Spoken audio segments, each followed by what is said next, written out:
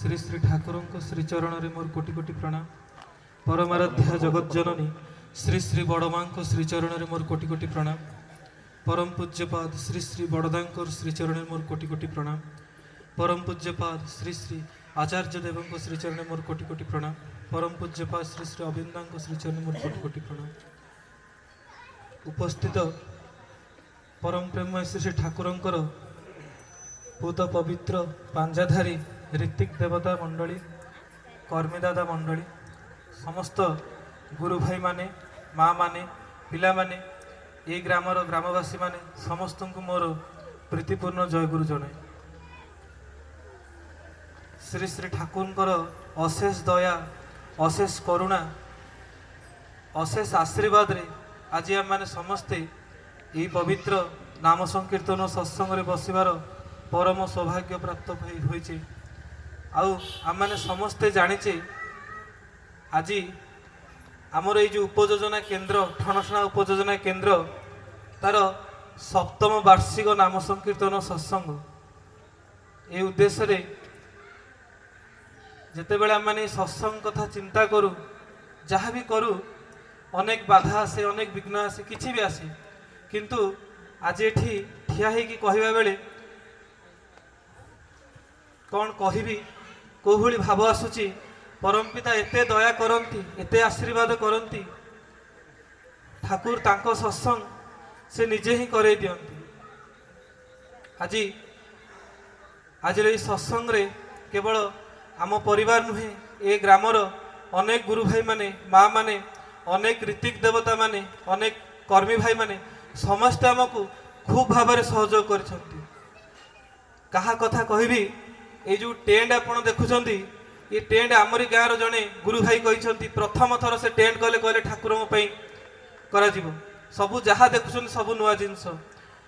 जहाँ रोसईवास होमरी गाँव मो निज भाईना सब रोसईवास निजे रोसई कर जिते सब आरेंजमेंट होती आमर गाँव सब कुनी कुनी पिला माने छोट छोट पिला माने तथा पिपिली मोर जे जन सांग डीपी वर्कर बंधु माने समस्ते मिसी यही सुंदर सजासजी एवं समस्त सत्संग आयोजन कर तेणु आम मैंने समस्ते ठाकुर पाखे प्रार्थना निश्चिंत भाव में करवा आम मानकर समस्त किसी जीवन श्री श्री ठाकुर इच्छा परिचालित हो एवं समस्ते ठाकुर मन लाखी मनीष हूँ। आ मोर गोटे विशेष प्रार्थना जो दिन ठारू यही सत्संग विषय आम मैंने कम करवा आरंभ कलु से दिन ठारू गोटे विशेष प्रार्थना प्रथम दिन मुझे मु तो जानी कर्मफल क्या दि जा पारे कि नहीं किंतु जदि यही सत्संग रे यही वार्षिक सत्संग एति टिके कर्मफल मत मो परिवार को मिलबार थाए ताले सबुजाक मुझा बहु आगुरी ठाकुर पाखे प्रार्थना करी मोर गोटे सान भौणी ये अच्छी देह भल ना आमर विजय भाई झील मु बारंबार ठाकुर प्रार्थना करी मोर सबुजाक कर्मफल ताकू मिलू परमपिता ताकू जल्दी सुस्थ कर दियंतु। एवं आज आम मैंने अनेक ऋतिक देवता मैंने उपस्थित अच्छा पूज्य बैरागी दादा पूज्य दीपक दादा विपिन दादा रवि दादा अनंत दादा समस्ते एठी केवल आम मान भल पाइबा उपस्थित अच्छा सहित अनेक पांजा प्राप्त कर्मी भाई मैंने ठनठन केवल गोटे सत्संग हेले आम जा आमको भारी खुशी लगी मो नना को कही आ नना निमंत्रण करते दादा आम अनुरोध रक्षा कर आम समस्ते श्री श्री ठाकुर कथा शुणा केवल गोटे पद कथा कहबी जे जदि केबे हेले आपण मन में आसब जे मु ठाकुर दीक्षा कौन पाई नेबी ठाकुर काम कौन पाई करी मु कहा कथा जानी मु दृढ़तार सहित कहबी अत्यंत गर्वर सहित कहबी जे ठाकुर दीक्षा नापी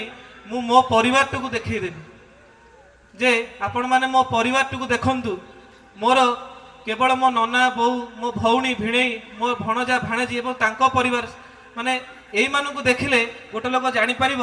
लोकटा कहीं दीक्षा नब आम ये जो आनंद अच्छु ये जो खुशी अच्छु जीवन में बाधा विघ्न विपद आपद सब बड़े आसूची किंतु ता भितर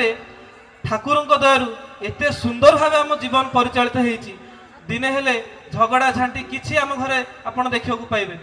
आईटा मु बारंबार कही गर्वर सहित कहूँ जदि केबे कार दीक्षा नापे प्रश्न आसे तेबे मु ଜୋର ଦେଇ କହିବି ଯେ ଥରେ ଦୀକ୍ଷା କାହିଁକି ନେବାକୁ ହୁଏ ଆମ ପରିବାରକୁ ନିଶ୍ଚିନ୍ତ ଦେଖିବି। ତେଣୁ ବିଶେଷ କିଛି କହିବିନି,